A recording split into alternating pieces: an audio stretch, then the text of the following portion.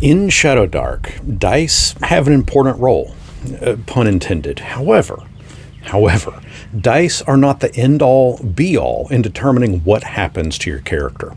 GameMasters here, and today we are going to do a deep dive into the function of dice in Shadowdark.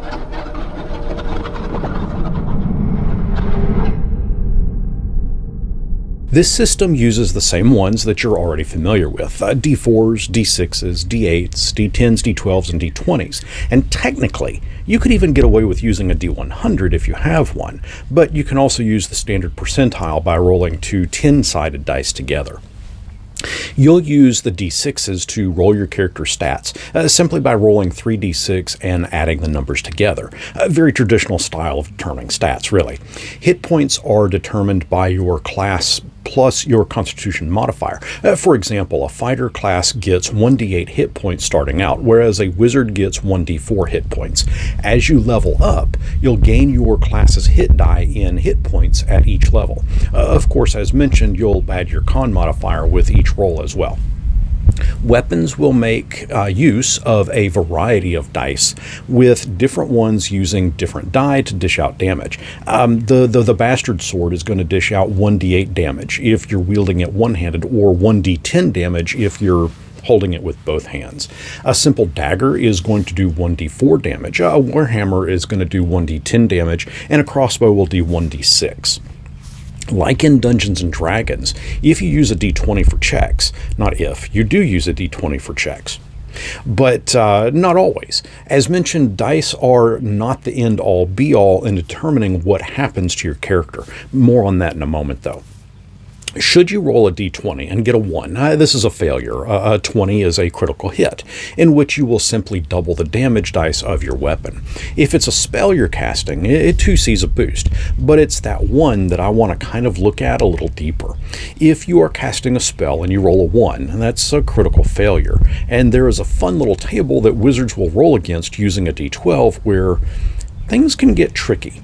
For example, should you roll a d12 on a tier 1 or 2 spell and get a 7, you would lose the ability to cast a random spell on each of your turns until you succeed on a DC 12 Constitution check. And casting a tier 5 spell, and you should fail. Again, you'll roll a d12, and that roll of a 7 gives us a runaway Arcana loop. And it says, your spell targets a random creature you can see, even if it would not normally be possible. Each subsequent turn, you must pass a spellcasting check for that spell, or you cast it on another random creature in the same way. Let's see.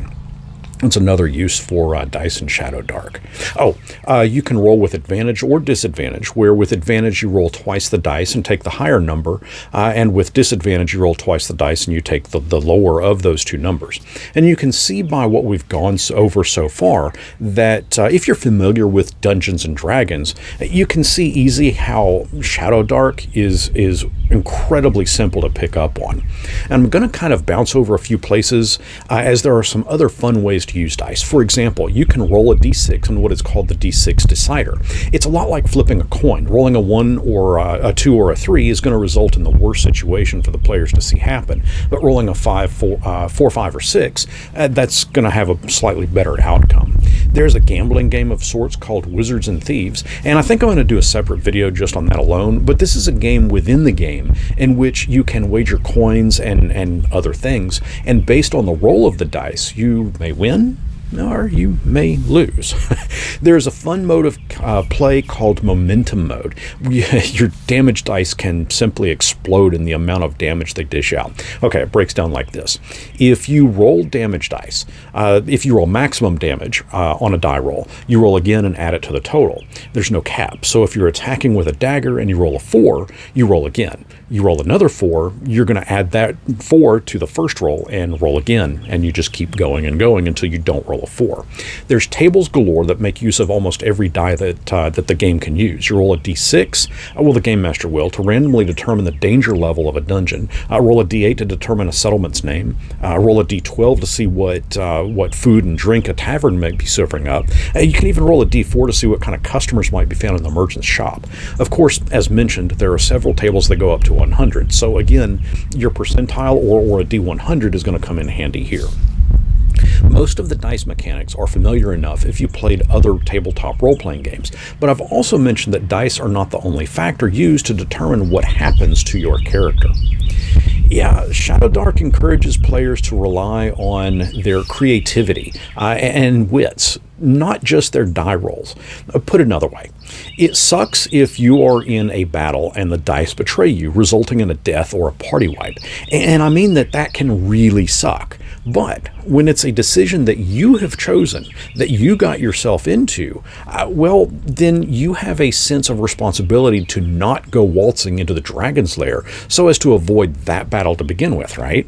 I mean, at the very least, determine a sneaky way to infiltrate its lair and rely on what you can roleplay out as opposed to letting the dice, which are nothing really more than just random number generators, determine what happens to you and your character and ultimately your party.